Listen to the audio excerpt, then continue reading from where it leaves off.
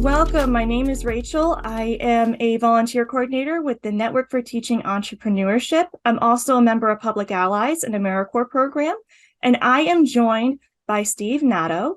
And Steve, why don't you give us a little elevator pitch about what your business is for those who may not know? Sure. So my name's Steve Natto. I'm a content creator of pretty much all things sneakers. All the really popular and new sneakers that come out, I cover on mainly my YouTube channel, but pretty much across all social media channels as well. In my time, I've coached a lot of students who have sneaker specific businesses, either in refurbishing or in resale or authentication. So definitely our students are going to absolutely love to hear your insight. So from my understanding and from what you told me on your emails, you have a very wide audience. Would that be an accurate statement?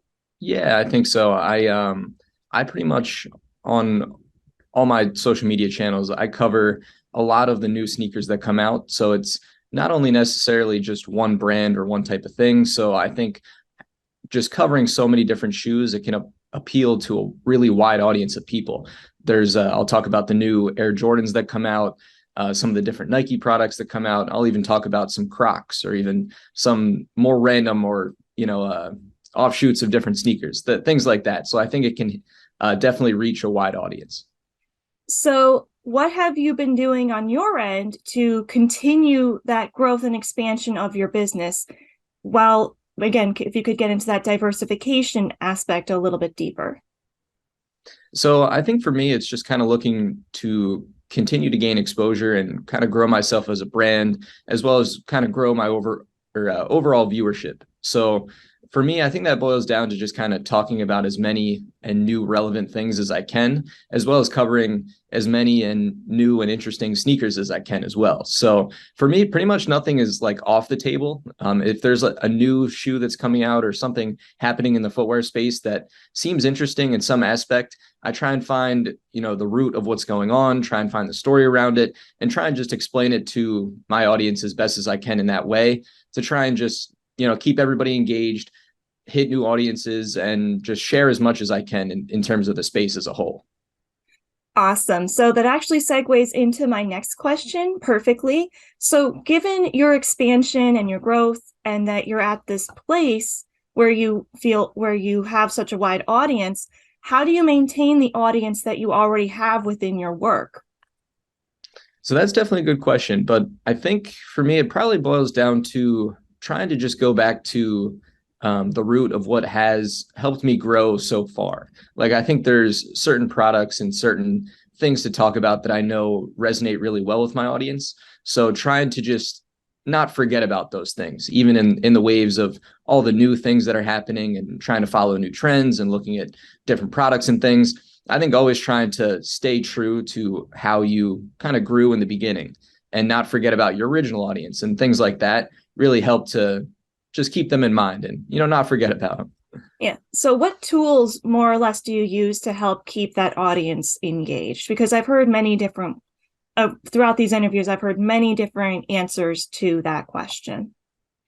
In terms of tools, I don't know. I mean, I kind of have like a good sense of what to do in terms of like the types of videos I put out. So it's just kind of looking back at maybe even analytics of previous things that I've done to see what has resonated well. You can dive really deep into analytics to see a lot of different things, at least on YouTube, and try and just see different age ranges or demographics or things like that, as well as just overall viewership on certain videos. You can just see what does well, what doesn't do as well. So trying to just pay attention to those metrics to see, what you should continue doing in the future, in a sense.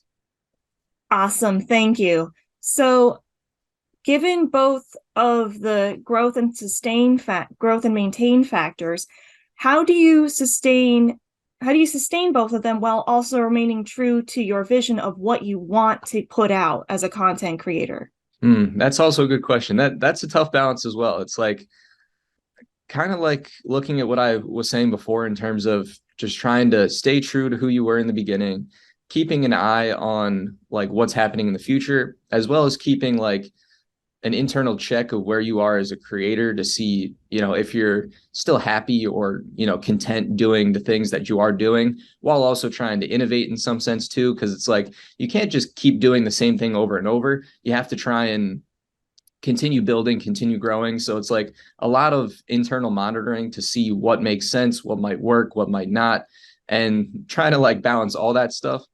So there's no real like specific answer, but I think just kind of like monitoring everything to see what makes sense and go with like your best guess forward. Nobody has all the answers. Nobody knows what's going to work 100% of the time. So just going with like your gut, seeing what feels right and trying to balance all those different things really. Yeah, because I definitely know that in this space that burnout, it can happen and is very, very real. Sure. So I guess it kind of segues into, like you mentioned, remaining true to yourself. How do you go about it so that you don't necessarily experience burnout or that you try to avoid burnout? Right. Yeah, I think for me, the the core within sneakers has always been like a passion of mine ever since I was in like middle school. I've just always loved like the footwear space in general.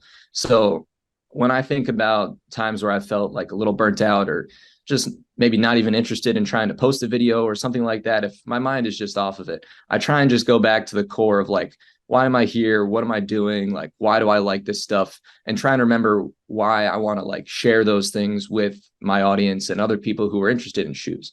And just trying to like remember what got me into the things to begin with, or where like my interest truly lies, helps me like get grounded again and like figure out where I should continue going in the future.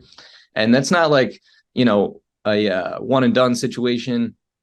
That'll work sometimes, but it's like burnout is definitely a real thing. And sometimes you just have to take a little bit of a break, maybe just stepping away from social media technology for a little bit, trying to go on a little bit of a vacation, whatever it might do to kind of get your mind off things, do a little reset and prepare yourself to go back in. It's like, there's not one answer that fits it every single time, but just trying to keep an eye on what's going on with you as a creator to determine, what you need to do to keep going, make everything work.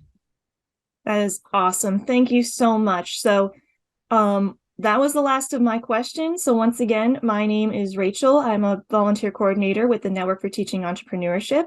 I'm also a member of Public Allies, an AmeriCorps program. So Steve, once again, thank you so much for joining me. And I hope you have a wonderful rest of your day. And thanks again. Awesome. Thank you.